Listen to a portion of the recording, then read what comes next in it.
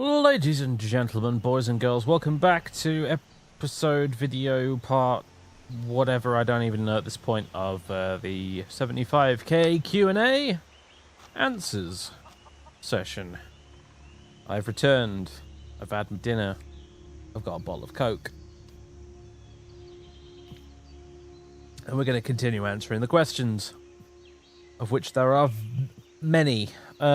So let's jump straight in. Universal Muscle asks, asks three things. First is, what is a great memory of yours growing up? I'm pleased to say I have lots of great memories growing up. My childhood was not bad. Highlights would include probably my first ever trip to Duxford and getting to see a Concorde for the first time for real. Getting to walk up inside it and along and see the cockpit and stuff. Probably one of the reasons I got into aeroplanes and stuff in the first place was that experience. Being, however young I was at the time, pretty young I imagine, being able to see a ginormous aeroplane like that up close and actually go into the cockpit and stuff like that, yeah.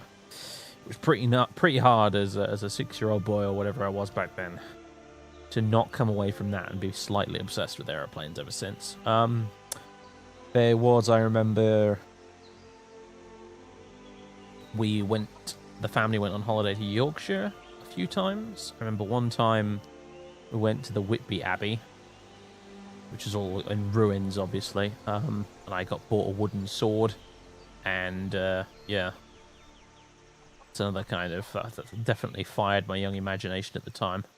Running around in a bunch of ruins with a wooden sword, you know.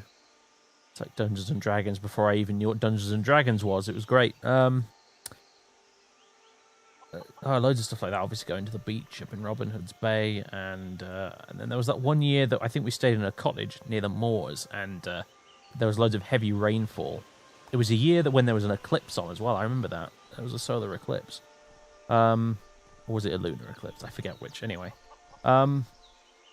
And, yeah, there was loads of heavy rainfall, and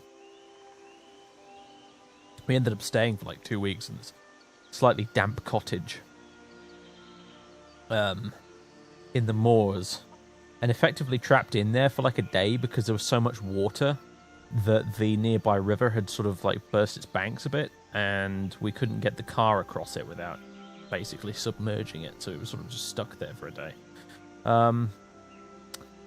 And I remember that was also the first time I'd ever eaten prawns in my life as well. I remember that. I was sat in the kitchen of said cottage eating prawns for the first time in my life, which I thought was a tremendous novelty, being however old I was at the time. Yeah. I could sit here all day talking about random rubbish from my childhood like that, but yeah, good times. Good times. Very good times. What else? Another question from Universal Muscle. If not England, then what country would you live in? You say that like I have a choice. I want to live in England. As a sort of more realistic option, I suppose I wouldn't mind moving to Scotland or Ireland. Those are two places I would love to live instead of England. If we're going a bit further abroad, though, Canada would be great. I'd love to move to Canada. Or if I could learn the language, which probably wouldn't be too hard, somewhere like Norway. I wouldn't mind moving to Norway. Somewhere like that. Not America. America is... I'll be honest with you. Every fellow Brit that I know over here in England who's ever been to America has always said two things. One, the first, that it was absolutely great, and the second was, I wouldn't want to live there. And they're probably right. I've often thought about moving to America somehow. And the thing that always got me was that I could not figure out a way that I would ever be able to afford health insurance in America. As a Twitch streamer / YouTuber, there's virtually no way to afford that kind of shit. Luckily, of course, because I live in the UK, we have the national health here. So if I ever get sick or I need some sort of medical attention or whatever, that's covered by my taxes. But health insurance over in America, I simply wouldn't be able to afford. I mean, I've talked to plenty of Americans who, obviously do have to deal with that shit, and it's outrageously expensive from the sounds of it. And I think for a lot of people, they're able to have it because it's covered as part of their job, or at least partially covered as part of their job, But when you're a Twitch streamer and YouTuber, A, you're not earning very much money anyway, and B, you do not get any benefits like that as part of being a Twitch streamer and YouTuber. It's almost not really a proper job in that respect. There's no intrinsic benefits to it other than it's quite fun. You don't get anything like you don't get any employee benefits. Let's put it that way. But Canada, that's a different story, or Norway for that matter, or Ireland or Scotland, what have you. So yeah, I'd probably find the weather in Scotland more agreeable as well. I don't like the hot weather. I don't like it at all. So, let's see. What's the next question? Again from Universal Muscle. Do you prefer the city, country, mountains, or beach? Having never been to mountains, you may or may not be aware we're a bit starved for mountains in the UK, I'm afraid. There's not a lot of mountains around in England. The other option, city, country, or beach. The city and beach I can deal with, but in moderation. So my answer's probably going to be country, I think. Yeah, definitely country. If we've got a decent internet connection. Otherwise, city, I'm afraid. So, yeah. Oops. So, Lucas Collins Grew, Collins GRU, I don't know, asks, do you intend to play the main campaign of Neverwinter Nights after completing its expansions? Probably, yeah. I've definitely thought about it. It's a very long campaign.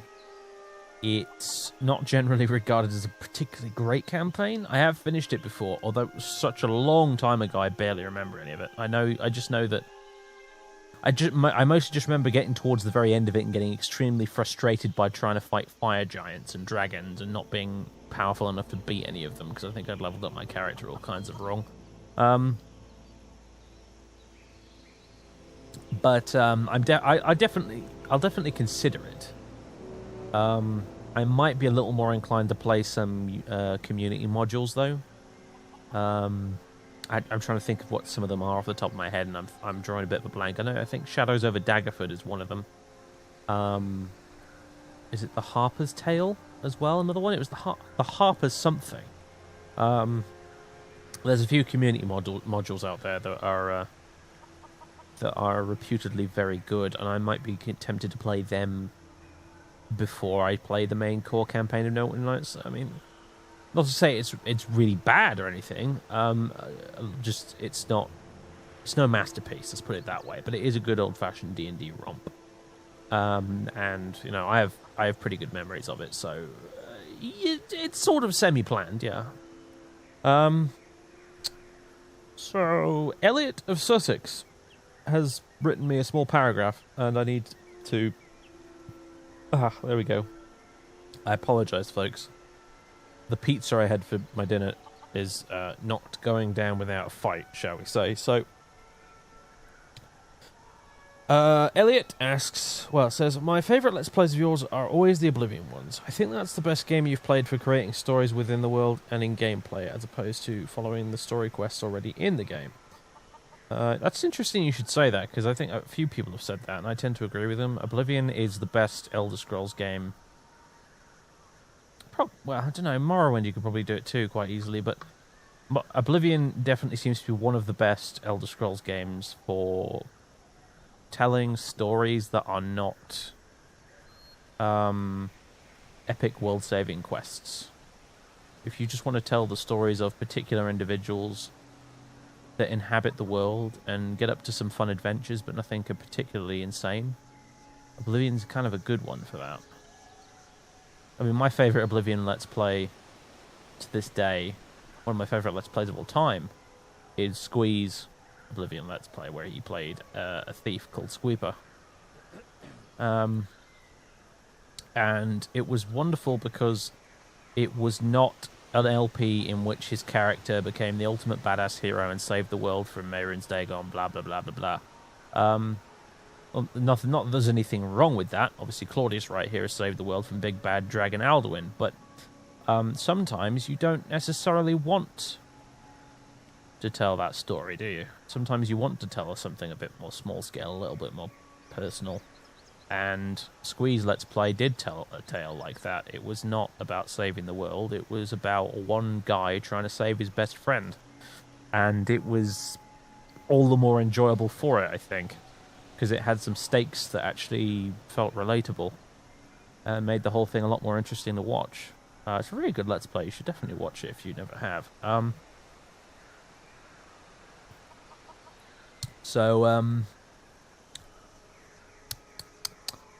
Yeah, anyway, so you're onto your actual question, of course.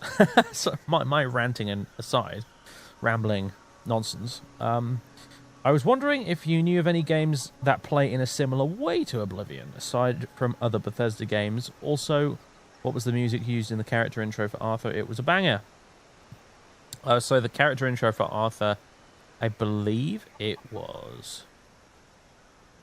Oh, jeez. I think it was a cover of a medieval sort of folk tune done by some sort... I think it was a Canadian band. They have a YouTube page. Oh shit! You know what? I meant to actually credit it in the description of my video, and I must have completely forgotten. I can't remember the name. I cannot remember the name. I tell you what. After I've done this video, I'll go look it up, and I will add it to the description of the first Oblivion video.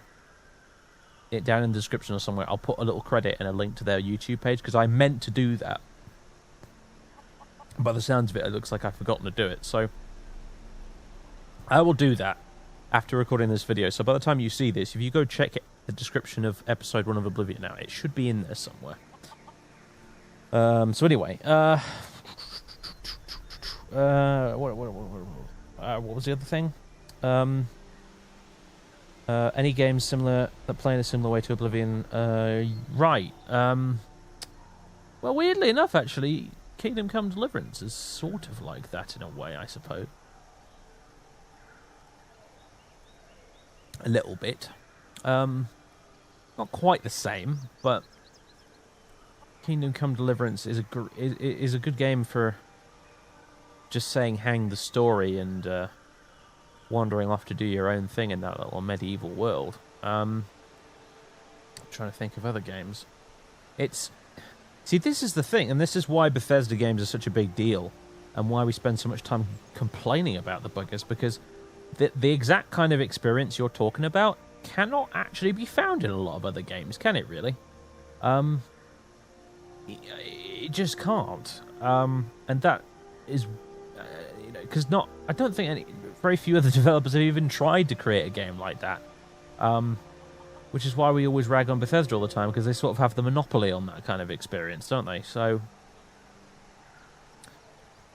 I mean, Stalker in a way comes kind of close, I guess, because again, in Stalker you can sort of ignore the main storyline and just go around eating tins of beans and shooting mutants with your AK-47 and just sort of scraping out a life in the zone. But again, it's not quite the same. That's one to ponder, really. Yeah, I don't know. Really? Almost, weirdly enough, the closest sort of thing I can almost think of is actually an MMO. Lord of the Rings Online. I played it a long time ago. It's free to play MMO. But one thing I remember about it is it had role-playing servers on it. And on these servers, it was typically populated by people who basically said, hang the leveling, hang the quests, all that garbage. And they basically just went off into this beautifully detailed facsimile of Middle-earth and essentially just went about their business as inhabitants of that place. It was quite charming. I didn't play it for very long, but it was unlike any other MMO I'd played, where it was literally just people running around doing quests and, you know, killing monsters and doing raids and blah, blah, blah, blah. Lord of the Rings Online, with its specifically the role-playing service, was a different kettle of fish entirely, because it was people just sort of out there doing their own little thing, ignoring deliberately all the quests and stuff, and kind of role-playing as either, you know, like hobbit peasants or rangers or dwarves or what have you, sort of all just doing their own thing within that little world. So anyway, interesting subject, yeah. Interesting, very interesting subject. There is not a lot of games that meet the criteria you're talking about, and that's a shame, really, I suppose. Anyway, all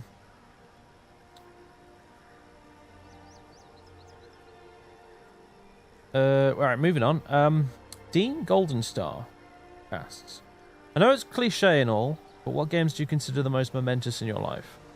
Which made the grey everyday have some colour, or which do you warmly reminisce about from your childhood? Well, I can think of a few. Let's see. Battlezone 1998. It's one of the first PC games on a Windows PC that I ever played. It got a re-release not that long ago, actually, sort of remastered version. It's still as good as it was. There was that. I remember playing the original Microsoft Combat Flight Simulator with a Microsoft Sidewinder joystick. It was, again, another one of the first PC games I ever played. Might have been the first Windows PC game I did ever play, actually, as a matter of fact. Now I think about it. There was the Army Men games. I remember those. Where you literally played as plastic soldiers. Like, it was the green plastic soldiers versus the tan plastic soldiers. In this sort of bizarro version of World War II, but with plastic men. And you had, like, a flamethrower, and you fired the flamethrower at other plastic men, and they melted into puddles of plastic. And it was absolutely nuts. Yeah, I remember those. Crikey. God, yeah.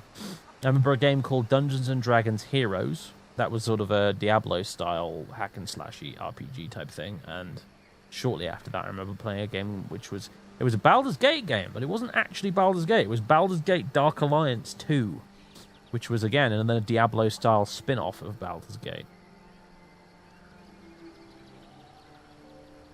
There was, of course, also Halo, the original. Many, many hours of that, played split screen with my brothers. There were, I think at least a few PS1 games. We didn't actually have a PS1 ourselves, but I remember playing them at friends' houses and things like that. Stuff like Worms and Brian Lara Cricket, oddly enough, and lots of Spyro as well. Yeah, lots of Spyro. I believe they're doing a big old remaster of like all the Spyro games or something, aren't they, very soon? I kind of want that in my life, I really do. Yeah. Oh, there's loads. I could sit here all day naming stuff like that. Old games from my childhood that I have a lot of nostalgia for. Yeah.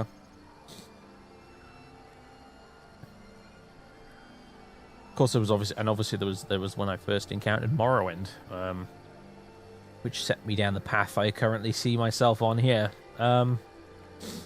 played Morrowind. I remember playing it for about a year before even learning there was a main quest in that game. That's how completely lost in it I got. I was just, you know, wandering around that crazy, weird-ass world for ages, full of, like, barely even understanding or anything about how it worked or anything. For the longest time, I thought that, you know, all the House Telvanni areas, you got the big mushroom towers and stuff. For the longest time, I thought that's where the Wood Elves lived in the game.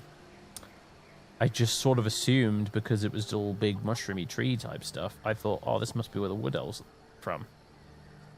I had just... It's remarkable how long I actually played Morrowind without actually getting a remotely firm grip on the setting properly in terms of Tamriel and the different provinces and stuff like that.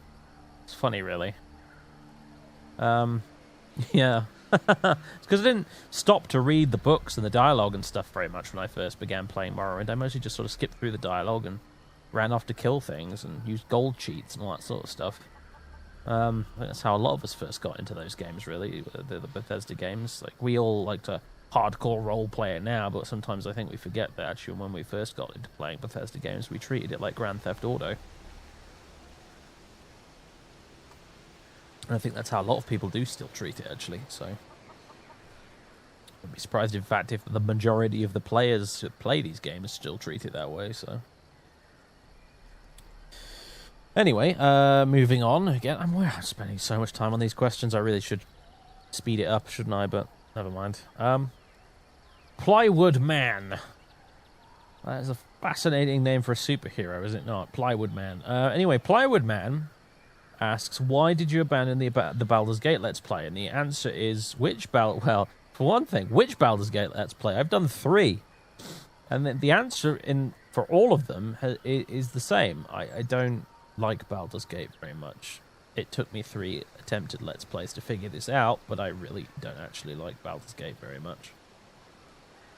I know that's heresy to a lot of people, but I just don't. For some reason, though, that series just never bloody clicked with me for some reason.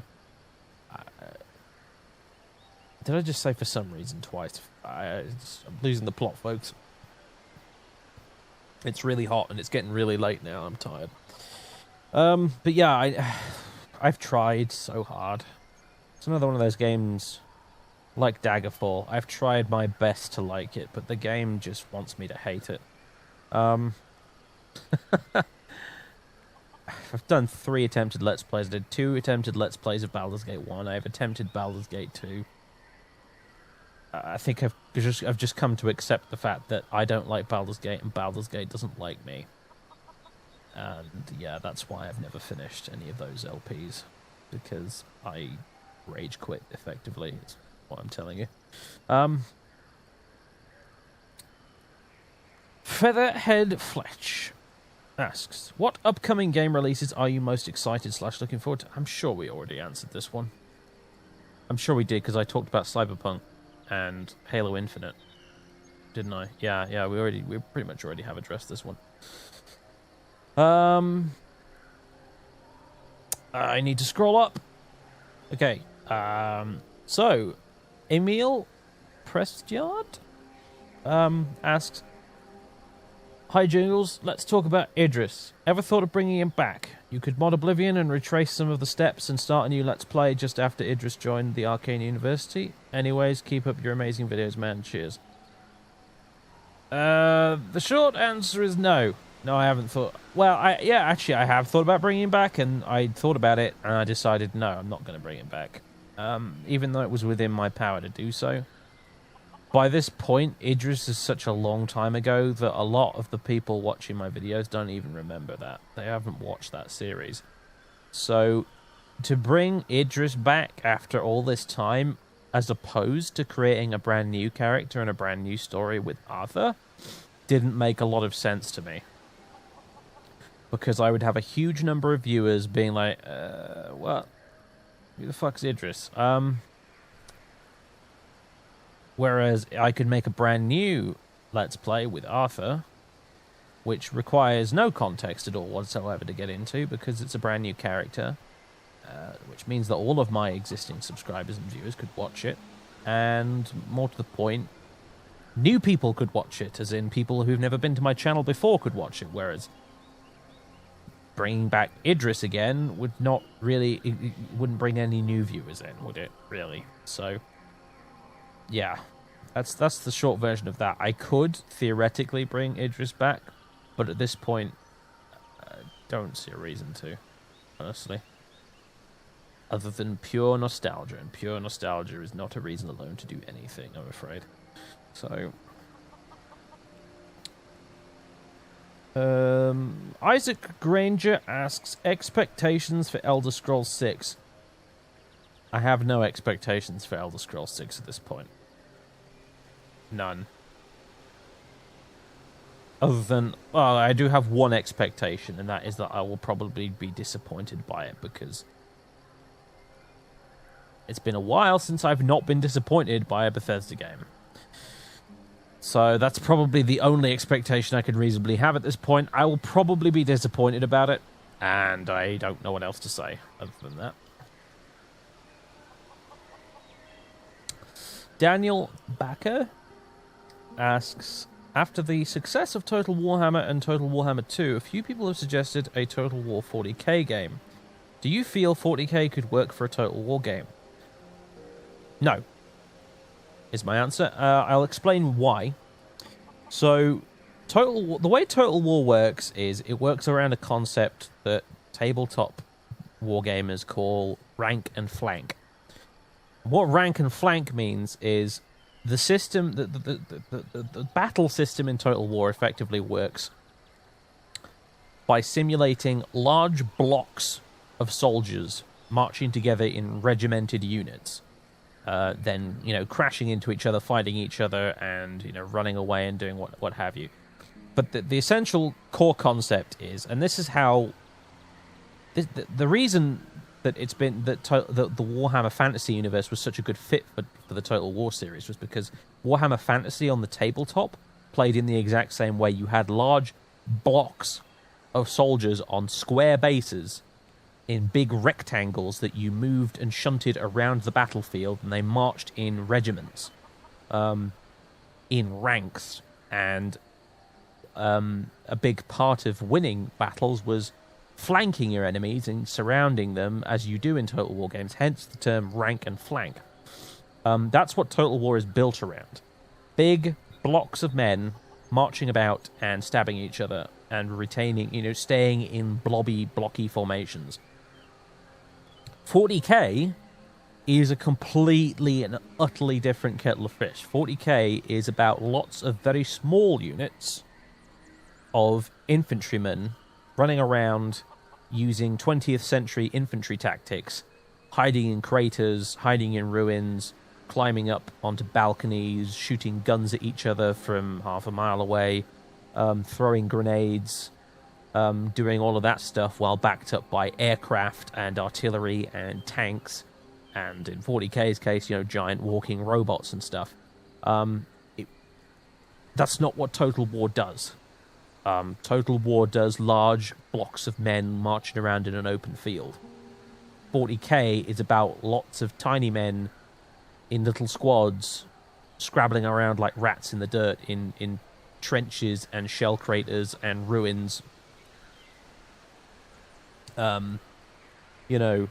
Throwing grenades at each other, firing bolt guns at each other, occasionally, if they get close enough, chainsawing each other. And, doing this all in the shadow of huge, massive tanks and war machines, firing at each other across distances of kilometers. That's the Total War formula just simply would not work for it. The only thing of Total War that would honestly really kind of transfer to 40k, I suppose, would be maybe the campaign map. I guess. If you were doing a kind of planetary conquest type thing, or if you had multiple planets instead of provinces, which, Battlefleet Gothic Armada already kind of did. But the battles just wouldn't really work, because 40k is not really about large blocks of dudes in ranks marching across open fields towards other blocks of dudes in ranks. That was always for Warhammer Fantasy's kettle of fish. That was always Fantasy's thing. 40k is not. That's not how 40k works. So no, basically that's an extremely long-winded answer, but no, I don't think a 40k Total War game would work because it's just a totally different kind of warfare. So, right. What's next? Melank. Congratulations. I have been watching for many years now, and I'm really glad it's going well. My question is, have you ever said or done something on YouTube that you regret, and if so, then why? No. I don't think I regret any. Yeah. Put it on my fucking tombstone if you like. I regret nothing. Really. I think the most controversial thing I ever did was right after the Fallout 4 trailers started to drop.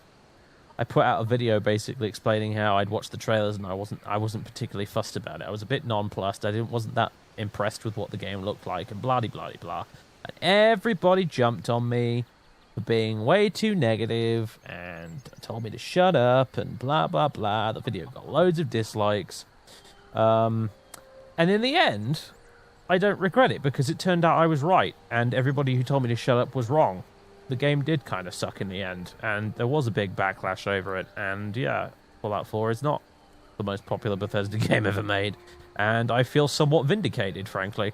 So yeah, that's the closest I've got to regretting something, and in the end it turned out I was right all along, so actually no, I don't regret it at all.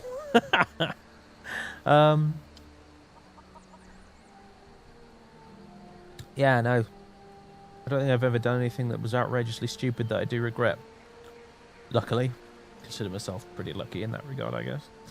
I'm sure there'll be someone who will happily come along in the comments and remind me now of something really dumb that I've done and that I do actually regret. But if I have done something really dumb, I don't remember. So... Anyway, moving swiftly along... Tristram Slicer says, feel free to turn this one down if it's too personal or anything, but I am always curious of this when it comes to YouTubers who make a job out of it. What do you tell people when they ask you what you do for a living? How do friends and family react to it? People making a living as content creators on the internet is still relatively new, so I know people have all kinds of opinions on it.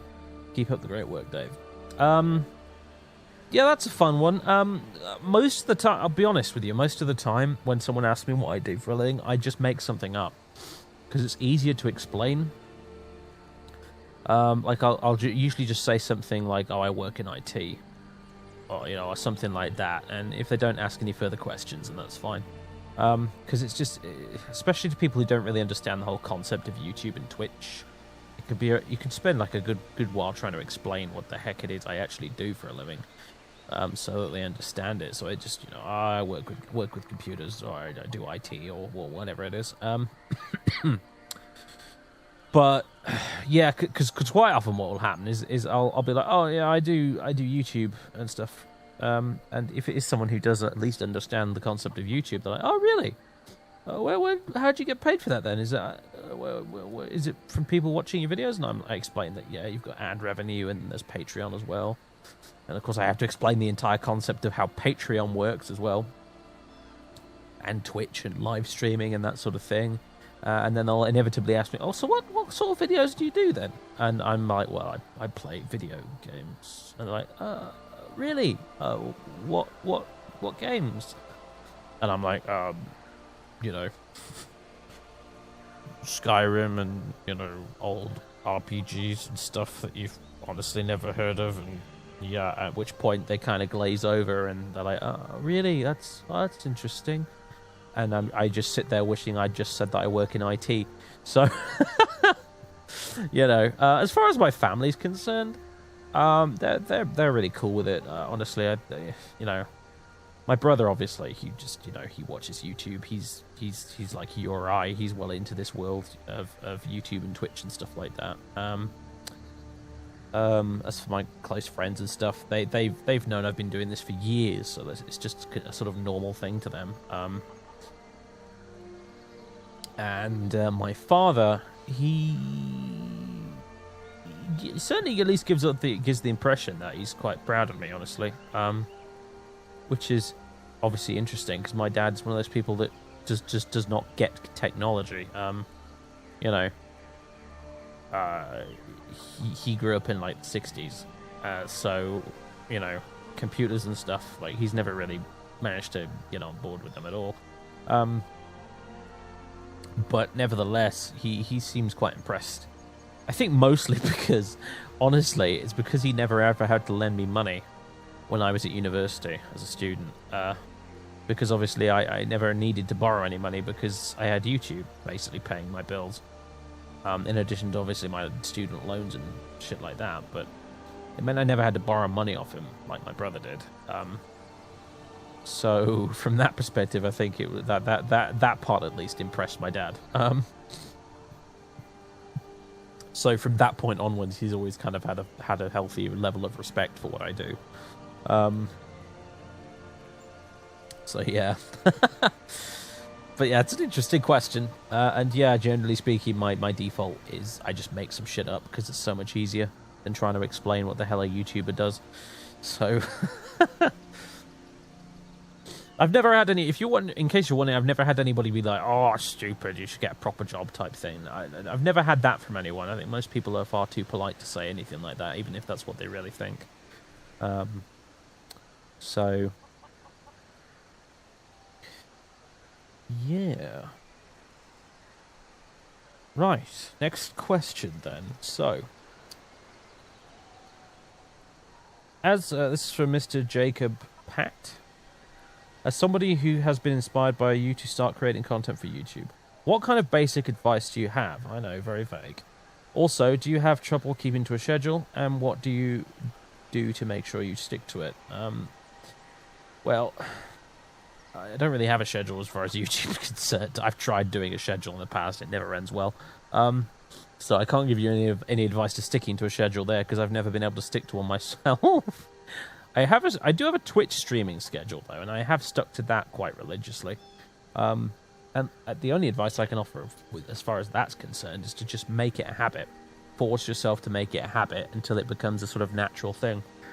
And I suppose the same would probably be true of YouTube videos. It's just personally, I've always had so many issues with YouTube videos where technical glitches and things like that, rendering and editing taking longer than it was supposed to, and blah blah blah blah blah and all that kind of thing. I've always had hitches in the production line when it comes to YouTube videos that always ended up screwing up my schedule.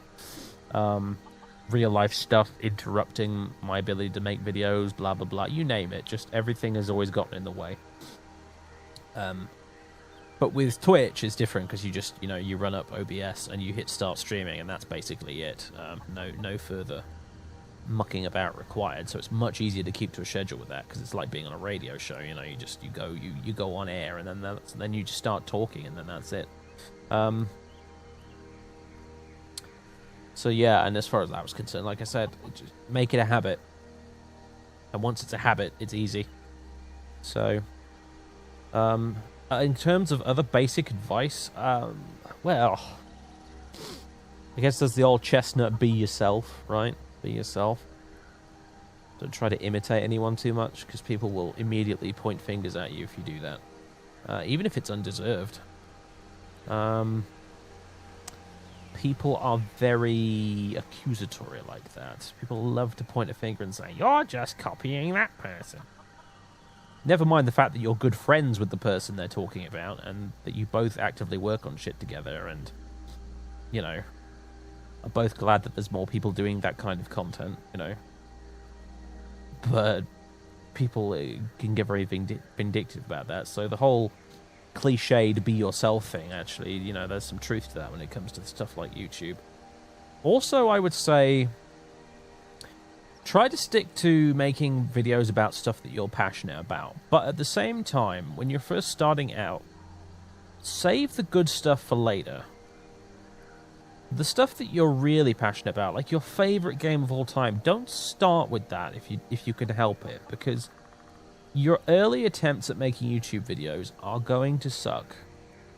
They are going to suck. I look back at my earliest YouTube videos and I cringe. They are truly awful. So, save your favorite game ever for later on when you can actually do it some justice. When you're first starting out, pick something that you like, but not something that is your favoritist thing of all time. If that makes sense. Pick something that effectively you can practice on and improve with before you actually hit the big, awesome thing that you've really been waiting to do forever and ever and ever. If that helps. What else is there to say? I could say have good production value and blah blah blah, but I don't have very good production value myself, so that would be a bit hypocritical. One thing I will say is have a good audio setup. Even if your video looks like garbage, you don't have flashy graphics, you don't have any of that sort of stuff. Audio is where people will draw the line the earliest. Your video can look like crap, but if it sounds good, people will still watch it. If you have a very nice looking video, but your audio is garbage, people won't watch it.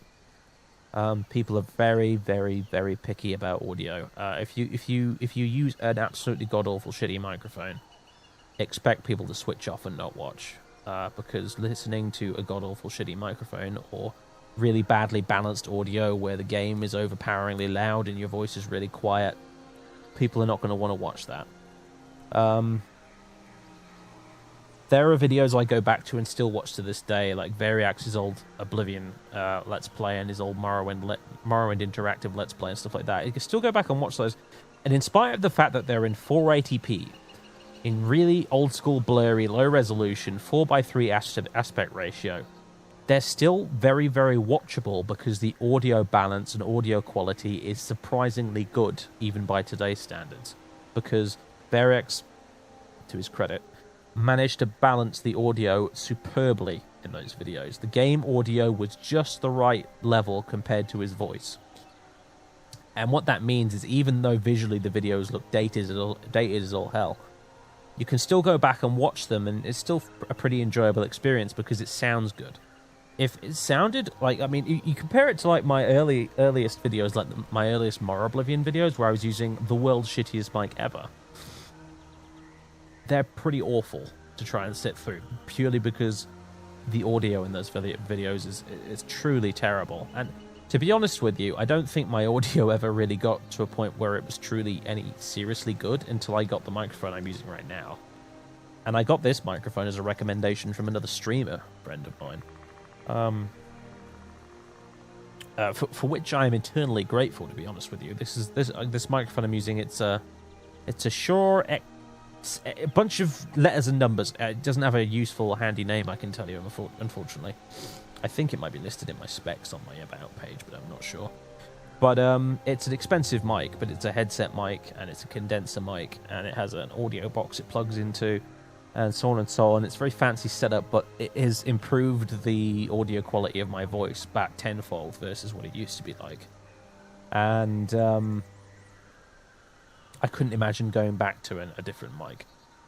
A non-condenser microphone, I have to admit. If you're going to sink any amount of money into trying to do YouTube, sink it into audio equipment before you put it into anything else. Buy good audio shit. It will do you huge favors. It really will. Buy good audio shit. Make your audio good. What else? Any other tips I can think of off the top of my head?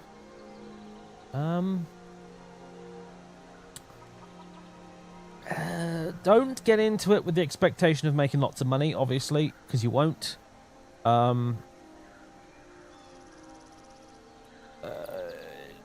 Just do it for the love of doing it, really. That's how I got started out. The whole "this is now my job" thing was almost an unintended happy bonus.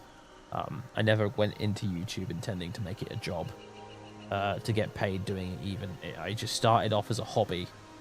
And these days I think that's how it should be to most people. You should just treat it as a hobby because it's so difficult. It's so difficult to make a job out of it these days. I was one of the lucky ones in that I started right just about before monetized YouTube was even really a thing. And I got just about popular enough to capitalize on the very beginnings of all those multi-channel networks and being able to get partnered and monetize shit. And for a while that worked out, and eventually it's sort of come along and it's been replaced by things like Patreon and blah, blah, blah, blah, and so on and so forth. But yeah, don't go into it hoping to make money. Go into it just because it's something you want to do. And aside from that, I can't think of anything else off the top of my head, but hopefully some of those tips will help. Maybe. I don't know. It's probably shit you've already heard elsewhere anyway, but hey. I never claimed it would be original. So, yeah. Flores Kunst asks, have you played Divinity 2 Original Sin?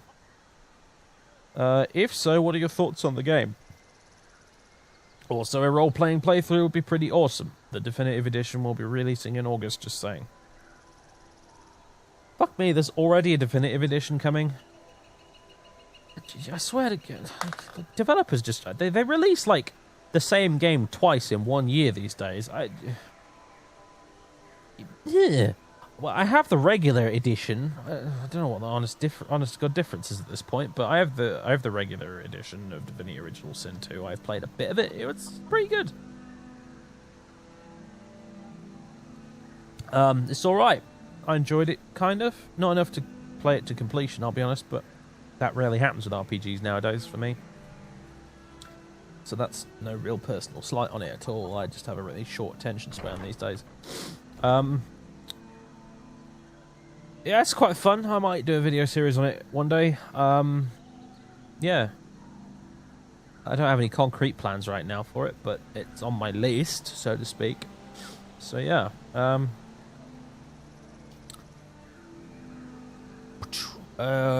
Next question. I need to scroll up.